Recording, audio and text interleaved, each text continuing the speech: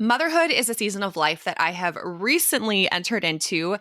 Zach and I have been married for almost 13 years, but I became a mom 3 years ago through adoption to two amazing boys. But I am telling you, like, I had been on the bandwagon of like biblical motherhood and, through Girldefined and talking to cheering moms on. And then when I became a mom, I was like, whoa, this is so much harder than I thought. And the temptations and the lies that I found myself like wanting to believe, just things I saw on social media of what a good mom is, or this mom with this perfect house, or, you can have it all still. Like becoming a mom shouldn't change anything about your life and how you do things. Like all these lies. And I found myself struggling like, wow, I thought I was just going to coast right into this motherhood thing and rock it. But that has not been the case. I mean, by God's grace, I have done some things well, but I've also struggled. And I know for a lot of our listeners, for a lot of you tuning in who are moms, you feel those struggles of that tension of like, okay, is taking care of my kids like all day, my toddler wiping their nose, feeding them, like, is this really that valuable? Is this really successful work? I'm not even getting paid for this, right? And if you're single, you might have some preconceived ideas like I did about motherhood and how easy it's going to be or how you're going to rock it, or maybe lies that you're buying into right now about motherhood, like your life ends when you become a mom or motherhood isn't really that valuable. As a single woman, this is a great opportunity for you to stick around. I want to encourage you, do not tune out, do not leave, because if you think there's any chance in your future that you are going to become a mom someday, this conversation is just as much for you as it is for those of us who are already in the season. Okay. So I am so pumped to talk about all things motherhood and especially the lies that many of us buy into, because there's a lot that I need to learn. And so my guest for today is Katherine Seagar. Okay. Tell me, am I saying your last name correctly? You are. That is Seagar. Yes. You're not Seagars, pronouncing it like the telemarketers do. We get Seagars or Sagars. You got it right. First try. Congratulations. Nailed it. Okay, something successful today that I've accomplished. But Katherine is a podcaster, author, and a mom to 5. And we were just talking before we recorded. And your kids, there's quite an age span, right? You said you just graduated one, yes, and all the way down to 7. We've got just graduated my first and down to first grade. Wow. So, and you homeschool all of them. I do. I'm going to be homeschooling till I'm a senior citizen. So I got that going for me. I'm going to be like graduating my kid going across the stage with a walker. So hopefully not. Hopefully I'll still be walking okay. But yeah, we started late, very, very late. I had my first at almost 34, had my 5th at almost 46. Okay. Wow. You span the spectrum. But that was my family, because I'm from a family of 8 kids. And I don't know, what is the age span? It's like maybe 20 years. I don't know. Yeah. But yeah, my mom was the same thing. She was like becoming a grandma, while she's still raising her last kid. Like, okay, here we go. Yeah. But it's fun. I loved being in a big family, and we were also homeschooled. And it's just kind of like this wild ride, every day, every year, there's like something new and exciting happening. Yep. I bet. Does it feel a little bit like that sometimes? It's chaotic, particularly in the spring. I was telling you, we had 4 in competitive sports. Now we've got 3, but 3 different teams or in 3 different cities. Sometimes our schedule looks like a flow chart from LaGuardia. Who's landing, who's taking off, who's taking who where. We just got another driver, which I'm very, very excited about. But yeah, it's pretty chaotic. But it's goodness. the stuff I think you're going to miss later on in life. You're going to miss all of that. I'm not going to miss it once we get to the summer. I'm really looking forward to cooling down a little bit, but it is pretty crazy right now. Okay. But we need to hear that. Those of us moms who are younger, have younger kids, and especially a lot of listeners who have really little kids, like babies and toddlers, and they just feel like my life is crazy. I can barely find time to even take a shower. And you're telling me I'm going to miss this. So just a shout out to those moms. Tell them a little bit more about that, because I think they need to hear that right now. Well, yeah. I mean, I don't think there's any higher or more holy calling than parenthood and motherhood. Not to say that people who are single or people who don't have children don't have high and holy callings, but the sanctifying work that God does in our lives through the craziness, through the mindlessness of it. Sometimes you're like, oh my gosh, if I have one more load of laundry to fold, I think I'm going to go bonkers out of my mind. I probably have about 15 upstairs right now with all of our kids. But it's such an incredible journey. And it's one that's, interestingly, I had no interest in when I was younger.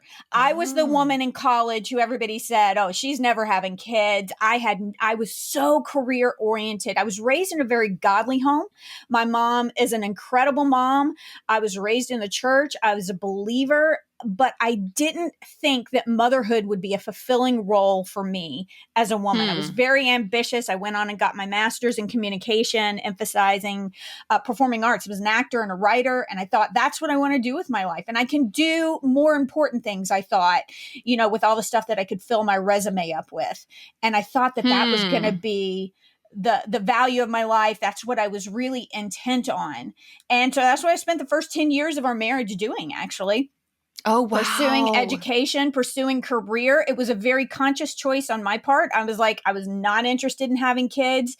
And I think now the world would have said this was a biological clock, but I know it was the Holy Spirit. He gave me kind of a Hmm. vision of myself, old, gray, kind of in my 60s. I was surrounded by all of these little kids, but they weren't mine. They were the kids of my siblings and my brothers and sisters in law. And I was sitting there holding a resume. And I just really Hmm. felt the Holy Spirit impress this question on my heart. He said, "Is that resume going to mean to you at that point in your life what it means to you now?" And I couldn't shake that image. I kept Wow. thinking of it over and over.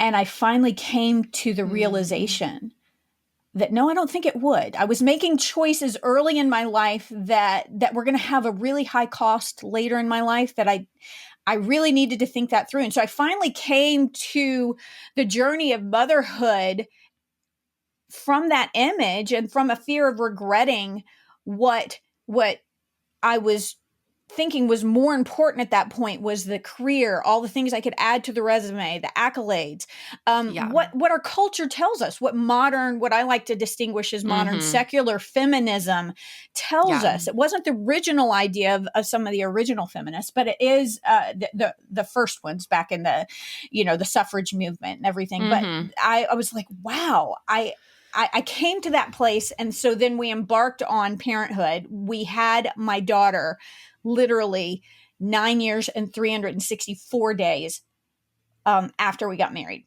And my father in Aw. law, this is funny, my father in law bet me a quarter on our wedding day that we would have a baby in the first year. And I said, "Oh no, we won't have a Oh. baby in the first decade." 9 years, 364 days later, we had Wow. our first child. And that changed everything. It was a tough transition, because I missed some of the things I laid down. I'm not going to lie. Hmm. I was an Hmm. actor. There were seasons there where I was down in my basement doing Shakespearean monologues for my dogs because I missed performing so badly.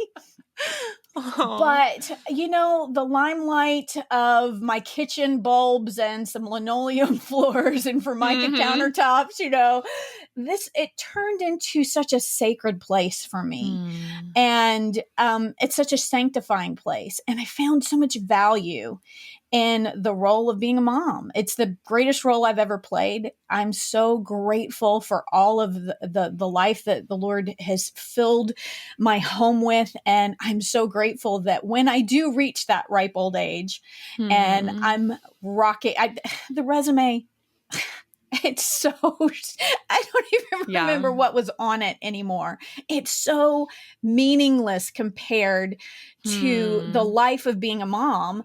It has turned it's and God has rebirthed a lot of those old dreams. I'm now podcasting, I'm writing again. Those dreams aren't dead. They were dormant for a little while. They were a little Yeah. sleepy for a while I was really focusing on early motherhood. But I would say to those women who are contemplating it and those women who have young kids, God's gifts in your life, He's going to bring those back up. Yeah, you may have this season where you're intently focusing on motherhood, but the Hmm. gifts that God has given you, He's going to use again and again and again in your life. And He's going to there are other seasons in life that aren't as crazy and hectic as early motherhood, and it gets a little crazy, with the teen years too. But Yeah. it's the most amazing journey, and I'm so grateful to be on it. Wow. Well, it sounds like God did a 180 in your heart and in your He really life, did. which eventually led you to write your ebook, which is fabulous, Beyond the Lies, Uncovering 5 Myths That Our Hmm. Culture Spreads to Mothers. So not only are you now passionate about motherhood and finding so much fulfillment in the Mm. challenges and in the crazy, but also in all the blessings and the sanctifying work that the Holy Spirit's doing. You're also passionate about telling younger moms, other moms about this, about motherhood and Yes. God's good and beautiful design for motherhood. So tell us, like, what led, like, you kind of shared a little bit of your early transition. You had your first kid, then you went on to Mhm. have 5 kids and a homeschool and to write this book. So, like, how did all of that come about? Well, I tell you, I had an encounter, a rude awakening, I guess you could say. I was 43, pregnant with our fourth. I'm homeschooling mom, and I had this encounter with some pretty fired up feminists online that shocked me, and I was very concerned. I'm like, is this what other women are facing out there when they feel the call to really embrace motherhood and perhaps Mhm. even have a season where they're only mothering? Like now, I'm podcasting and writing as my kids have gotten a little bit older, but there was a season there where that was just all I was doing. So I was kind of conversing with these women online, and they were all like, down with the patriarchy. You're a victim of patriarchy if you're a stay-at-home mom, and all of this stuff. Mhm. And I just shared my life with them. I said, look, my husband did not force this on me. We waited 10 years. He waited, until I got ready. And it was pretty much each kid was like, I think maybe we should have another. And it's like my husband was pretty content with 2, and I'm like, no, 3. And then it was 4 and 5. And the choice to homeschool, that was my choice. The choice to stay at home, that was my choice. So I kind of shared that with them. And I was shocked. I was completely shocked at the response that I got. They said that I was brainwashed. They said that I was a prisoner. They said I was a slave. They said my husband was a slave owner. They said I couldn't cut it in my former profession. Why else would I possibly choose motherhood as a Mhm. vocation? They Wow. said, oh, this was clever. One of them said that I was harming the environment by having so many offspring. And one of them compared me to a blind, obedient dog. Wow. I know. I was like, and at the time I was living outside of Nashville, Tennessee, which is kind of like the buckle of the Bible Belt. And I was really surrounded by a lot of people that were pretty supportive of my choices, supportive of my decisions. But I'm like, is this what women are facing out there? Is this what family members are kind of pressuring Mm. women to feel?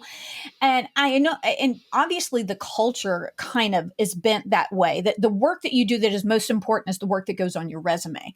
And I was so shocked by this. So I set out on a journey at that point to discover, where are these ideas coming from? What is the source of them? And so what was really interesting to me is I never suggested to any of these women that my life was better, that my choices were better, that they were in any way inferior. I just told them who I was, Mhm. and my existence offended them. Mhm. I'm like, I'm little Holly homemaker.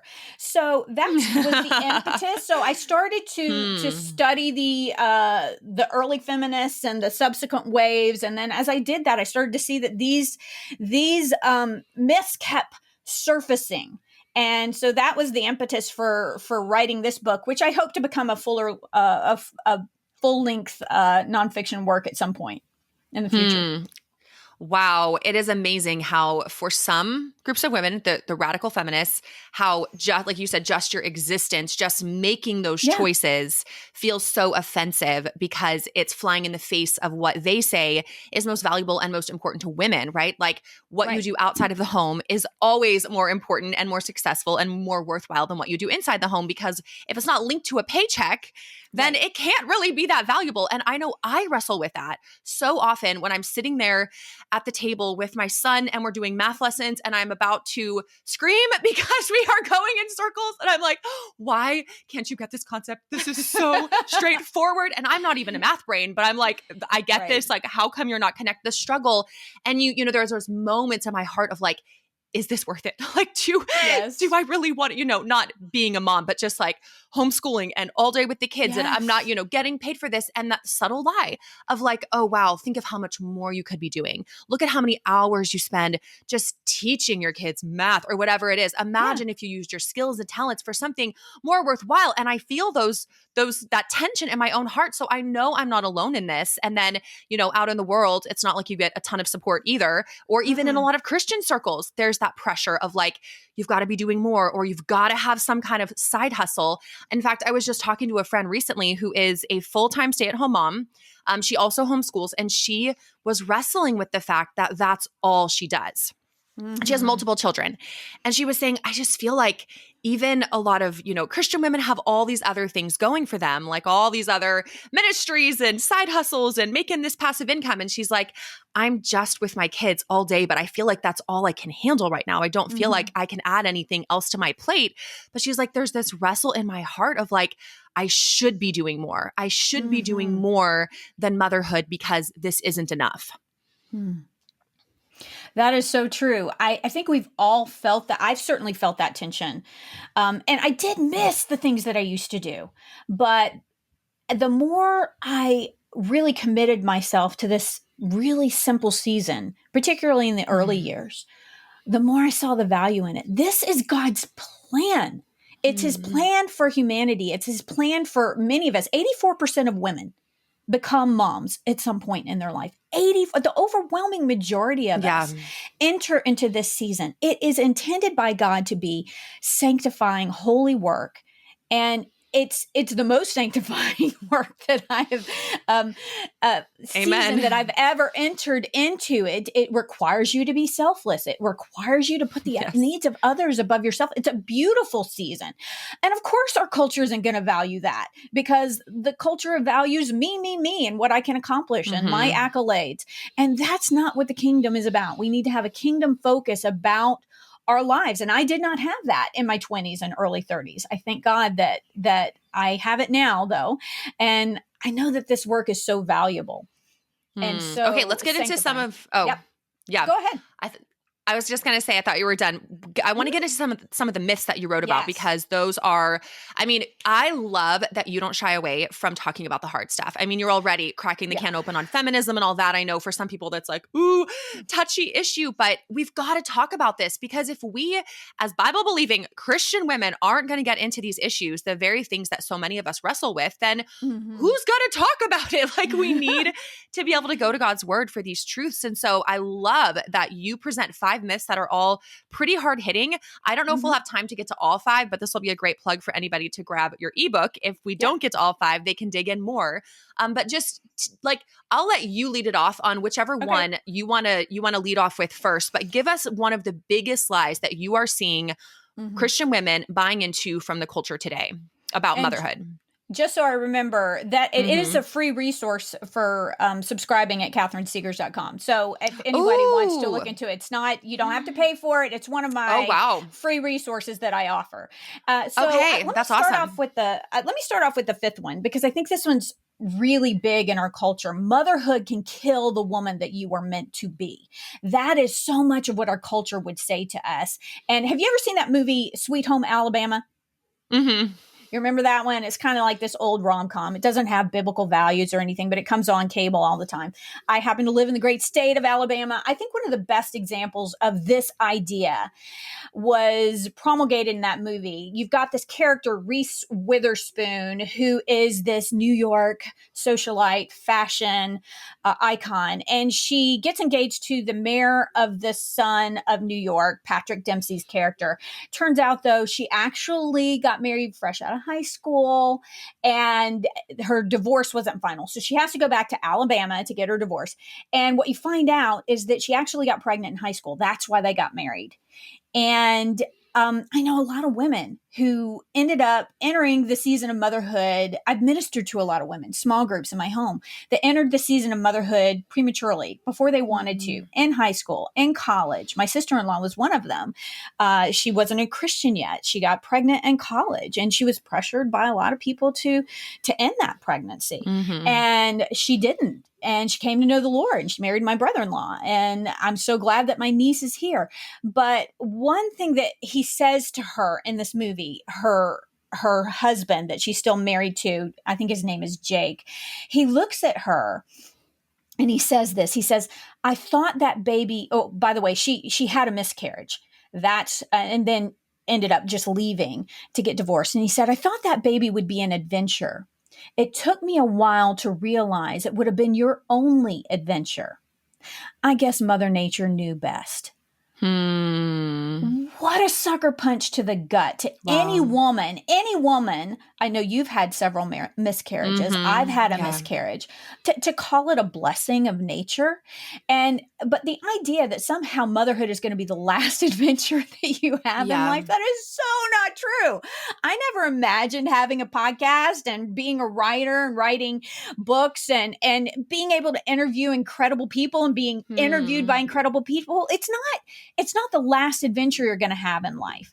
It is an incredible adventure, one that is so valuable because you're creating these little images of you, which is like you're in God's image, and these beautiful little people in your home. It's such an amazing Yeah. adventure, but it's not the last adventure. But that's what our culture would like to tell us sometimes, that Hmm. once you become a mother, and you know what's odd is it's diametrically opposed to some of the other myths. These don't line up correctly, because one of the other myths that I have is that you can have it all. Well, if you can have it all, then how is it your last adventure? These are Yes. these don't make sense. They don't line up. And yet they tell you these different things. But this idea that motherhood is the last adventure you're going to have, and it can kill the authentic you. That was something that Gloria Steinem, an iconic feminist from the Hmm. 60s, who's still alive, she's like 90 years old today, and other feminists will tell you that somehow being free to choose not to, like, she had an abortion and dedicated one of her books to the abortionist, I think, or she was very, the Wow. only child she ever had, she aborted. And so It's this heartbreaking. idea, I know it is, it's Mm. heartbreaking that the authentic you Yeah. is somehow out there and you can't accomplish it if you're encumbered by motherhood, is one of the great myths that we have from our culture, Hmm. that I think we need to reject that idea because it is certainly not biblical.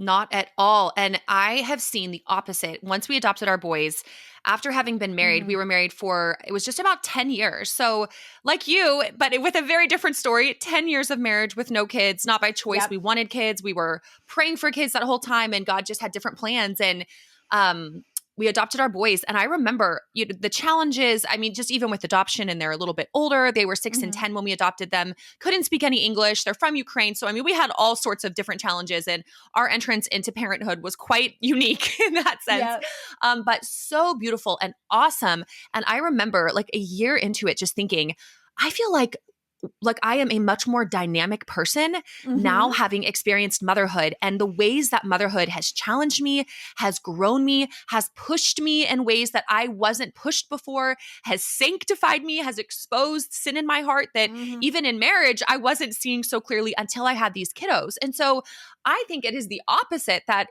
being a mom creates, like, it makes you a more dynamic person because of all of the new experiences, new challenges, new hurdles, new blessings, new gifts. Like my husband, he's big into hunting, and he specifically loves bow hunting. And, we adopt these two boys, and he just brings them right into the fold. And now Mhm. his hunting adventures aren't just him off by himself or with some buddies, it's him taking along the boys, and they're having these amazing conversations. They're bonding, they're creating memories and stories. And he's like, wow, even something that I loved on my own is now so much more dynamic, experiencing it alongside of my boys. And so, yes, Mhm. 100%.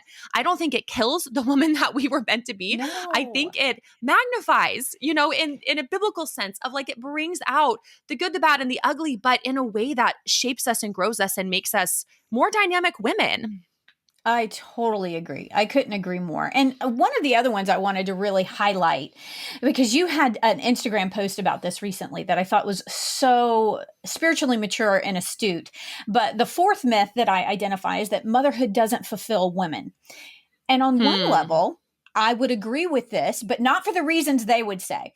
But this article from Wealthy Single Mama, a pretty forward modern feminist, Emma Johnson, she proclaims this myth pretty loud and proud. She says that full time mothers, women who stay at home to take care of their kids, she contends that they, quote, perpetuate the myth that motherhood is enough to fulfill us, end quote. And first of all, I would say, look, different things fulfill different people. I didn't think motherhood would be a fulfilling Hmm. role for me. I didn't think it would be, I would enjoy it as much. I never had the opinion of women who did that they were somehow less than other women, as some of the fired up feminists would say. But I always respected that role, but I didn't think it would be fulfilling to me. I was Hmm. so wrong. It took a paradigm shift. But this idea from our culture that we should be fulfilled by the roles that we play in life, by being a mom, by being a dad, by being a wife, for those of you who are single in the audience, that somehow being a wife, suddenly you're going to be fulfilled in life. Right. That's not what fulfills us. And you had this amazing quote on Instagram. You said, after 3 miscarriages and 11 years of infertility, I thought that finally Hmm. becoming a mom would make all of my longings and discontentment go away. But now, as I live my dream of motherhood every day through the amazing blessing of adoption, I'm learning a very raw and real lesson about my heart.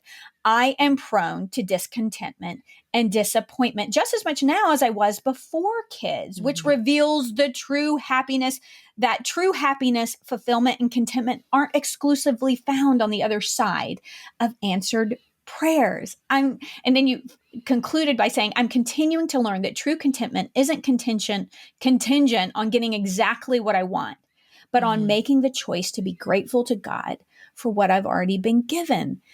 That Hmm. is where fulfillment comes from in life. It's not the role that you play, it's not what you have. Those things change in life. At some point, albeit very late in life for mom, I'm going to be an empty nester, right? At some point, the children are going to leave Yeah. the nest. I'm not going to be mothering full time anymore, or mothering really on a daily basis anymore, the way that I do now. That's going to be a different phase of life. So if my contentment comes from that, Yeah. then I've put it on something that's going to change. My contentment Hmm. comes from knowing who I am, that I am a child of God, that I am rooted and founded in my relationship with my creator. That never Hmm. changes. And if that my contentment is there, then I can always be content and fulfilled, whether I'm single, whether I'm married, whether I'm don't have kids yet, whether I do have kids, whether I'm an empty nester, I can be content because my Yes. fulfillment comes in Christ. So, on one level, this myth is accurate, but not for the reasons that most modern feminists would say. Yes, they're saying it's motherhood isn't enough, so you have to have more. But Yep. we're saying motherhood is an incredible gift and blessing, but it isn't the pinnacle of womanhood. Just like Mm-mm. marriage is not the pinnacle of womanhood. And I know many single women, I've wrestled with this myself. You think if I could just get to that next stage of life, if I could just find the godly man, if I could just get married, then I will be totally content and happy. And Right. all of my insecurities, my longings, it'll go away. I will just be, happily ever after. And then you get married and then you start wanting kids. If I could just get to that next season of having kids, then I'll be content, then I'll be fulfilled. And it's a myth, another one, a lie that we continue to chase, but it never satisfies. Because like you said, that's Mm-mm. not where God created us to find our ultimate satisfaction.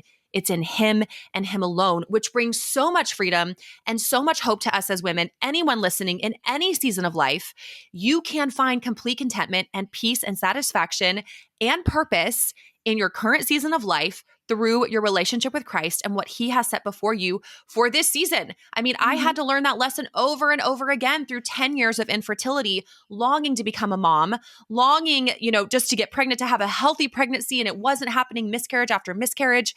And God did a lot of work in my heart of showing me that my happiness, that my purpose, my satisfaction wasn't going to be found on the other side of these answered prayers, but Mm-mm. ultimately could be found in Him. And so that journey had so many valleys and trials and hardships for me, as I know many women are walking through seasons where they feel that.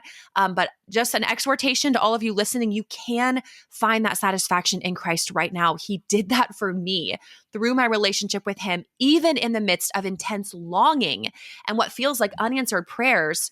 God can meet you right there and give you so much Mm-hmm. purpose doing the work that He has set before you. Work for Him, loving those right in front of you. You don't have to have kids to love kids, right? There are so many around you, so many discipleship opportunities, Titus 2 opportunities. So just a small soapbox moment, and we'll come back down and keep going with the myths. But it's just so powerful when we realize this. Okay, we are almost out of time, but just give us one or two more, some of the big Okay. ones, the myths that we believe.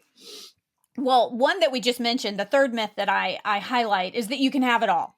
Somehow motherhood can kill the Yes. woman you were meant to be. But if you do choose to be a mom, then Yes. you can do it all. You can rise to the upper echelons of any career that you want to, break that glass ceiling.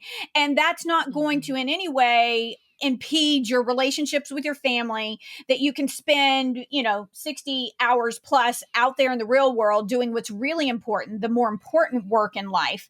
Mhm. And then you can turn around and still have everything just be run smoothly and perfectly, and all of your kids doing great at home. That is a lie. We all Mhm. have to, and that's a lie of fatherhood too. My husband has made some really serious choices. He could be so much further Mm. in his career right now, so much further if we had taken the move and the promotion. We chose to stay where we did, to be close to family and to focus on our kids, do what is best for our kids. So this is a lesson for all parents, for mothers Mm. and fathers. But the idea that somehow you can just get out there and slay it in your career and it doesn't hurt your family at all, or raising your kids, that's just a lie of modern feminism. And one of the examples I have in the book, I would encourage people to read, was the first policy planner of the State Department. What she said, she actually wrote an article, and much to the dismay of all of her feminist friends, the article that she wrote was called "Why Women Still Can't Have It All," and she really unpacked that. Because she got to the Hmm. height of her career, was hobnobbing with the Obamas and everybody, and the foreign dignitaries from all over the world, but her relationship with her son was completely broken, and she Hmm. realized at the end of life, that foreign dignitary, that White House gala function is irrelevant if your child isn't speaking to you, if your child Hmm. is flunking out of school, if your child is failing. So that is definitely one of the big ones that Wow. that modern culture tells us. And you can't have it all. But what I like to say, I counteract each of these with a truth. You can have all that matters. You can have all that matters in life. God has enabled us Hmm. to have a full life that has all that matters, but it's not going to be what our Yeah. culture says matters. So we Yes. have to have his mindset on that. Yes. And I loved early on in our conversation how you brought up the point that when you decided to prioritize motherhood, to have Mm-hmm. babies, to you realize this is so important and so valuable that you did have to make a lot of sacrifices, things that you had been pursuing for 10 plus years, things that you were gifted in, passionate about, but how it wasn't like you were saying, I'm done with these things forever, or, Mm-hmm. I can never use my brains or my skills in any way except to raise my children. Now you're seeing full circle years later, God bringing back some opportunities for you through writing and speaking and podcasting, doing things where you're able to use your skills and gifts in different ways alongside raising your children. But I love Mm-hmm. that you emphasize the point that when they were little and needed so much of your time and attention, that you put those things on the back burner. And I think Yep. that's important for women to realize that it might feel like in those early stages of motherhood, you're giving everything up, you're sacrificing, this is hard. You said, I missed those things, which is Yeah. true, but it doesn't mean that you're shutting the door on those things forever. It Mm-mm. may look different down the road, but I just love that picture of it's seasonal.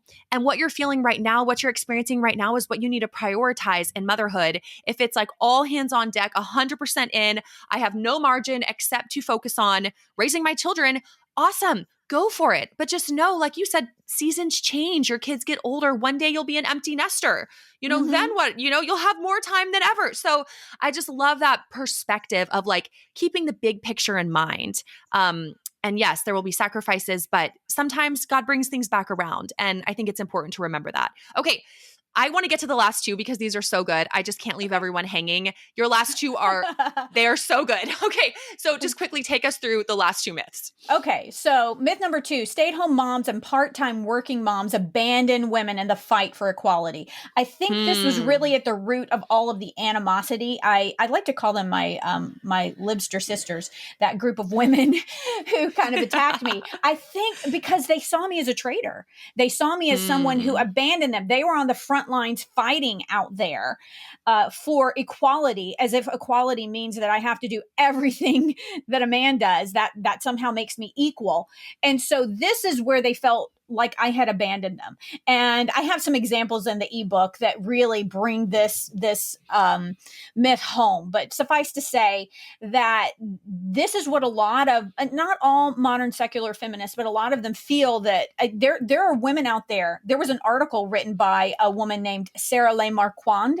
It came out in 2017, where she said literally it should be, she was Australian. She said, still is, I think, actually. I don't think she changed that. But she said it should be illegal to be a stay-at-home mom. There is a Wow. push within a lot of these circles to make it illegal. And that is not recent, actually. Simone de Beauvoir, who was a first wave, she was in the first wave, but she was really more of a second wave feminist. She said years ago that women should not be allowed to have that choice of staying at home to raise their kids. They should not be allowed. That's where the push is going. They want women out of the home in the workforce, contributing to the GDP, as if somehow abandoning our kids to everyone else to raise is going to make a better society. I don't think that's where it's going to go. So that's the second myth, is that we're somehow being traitors. And then the first myth is the one that underlies them all. This is what makes all of the other myths possible. And that is the idea that being a mother isn't a real job. And that's just a lie. If you look at Merriam-Webster, they have, there's, I think, close to a dozen definitions for a job. And only one of them mentions compensation. So compensation is not necessary for a job to be legitimate, to be valuable, to be worthwhile, to be a valuable contributor to society. That is not what it requires. But this myth is so clear, and it's really, it was really iterated first and foremost by the mother of modern feminism, which was a woman named Betty Friedan. She wrote a book called The Feminine Mystique in 1963. It came out, but she compared stay-at-home moms. This is shocking. This will shock your listeners. She compared stay-at-home moms to concentration camp victims. That is the perspective. And throughout the book is laced this condescension about the work that we do. Because yes, some of it is mindless. I'm not going to lie. I don't think operating what she called, a vacuum cleaner and making baked potatoes is particularly inspiring work. And it doesn't require a high IQ. I'm not going to lie. But that is not the sum total of what we do. And what makes our work valuable is not the actual work that we're always doing, but who we do it for. And we do it for our children. But first and foremost, we do it as an offering to the Lord. And that is what makes the work valuable. So whether I'm having that really incredible conversation with my older kids about reasons for the existence of God, or how to relate a certain cultural issue to our biblical values, or whether I'm teaching a little kid how to spell the word ball, or doing the arithmetic you were talking about that makes you want to beat your head against the center. I get it. I've taken up coloring, by the way. that is really helpful in the middle of my homeschool day. They know if mommy's coloring, she's really tense. So I started coloring I get it. Some of it is mindless. And could some other people do some of this work for me? Sure they could. But they're my kids. And those kids are going to be there when I'm later in life and the resume is worthless and you have that crisis or you have that challenge with your health. They're going to be the ones who are with you until the end. And you're investing in them. And that's the only part of you that lives on. Your resume, people are going to forget it.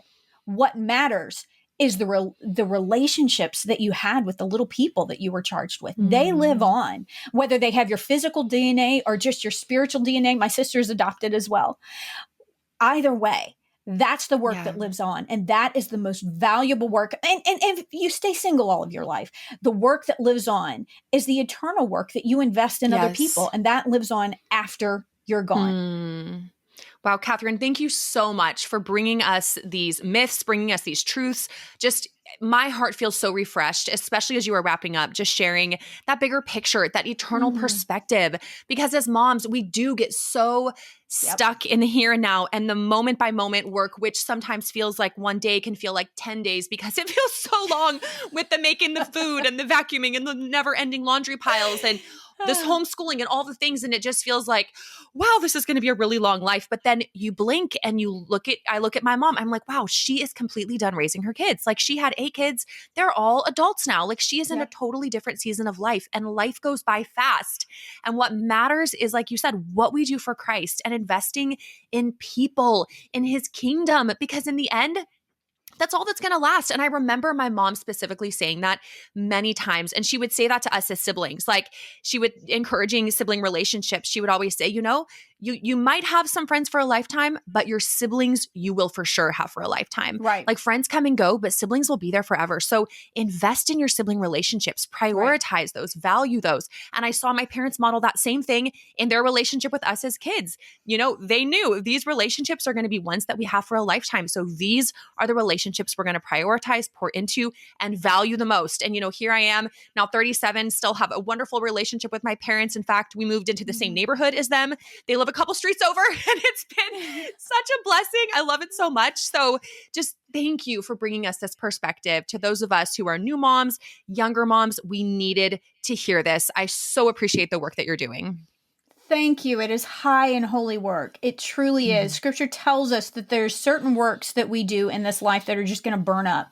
That resume is going to burn up. Yeah. What you invested in other people. And that's where motherhood is just this prime opportunity on a daily basis. It doesn't look very important according to the world, but it is so critically important, that work that you're doing, investing in the next generation. So I'm very, very happy to do that. If your listeners want to go over to KatherineSeagars.com, I have a landing page for you actually, and where they can get a copy of the book if they want to read through it. It's got all the links to the original sources that I think they would find very interesting. But thank you for having me on. It's been an honor to be here. Okay. What is the landing page, your website? Well, you can go to KatherineSeagars.com and just sign up there. But I created a landing page that you can put in your show notes. That'll make it easy for your listeners to perfect. Get that, so they can get all the things. Okay, Katherine. Well, I know you've got a busy life. You've got 5 kiddos waiting for you. So thank you so much for your time. Yes. Okay. Have a great one. You too. God bless.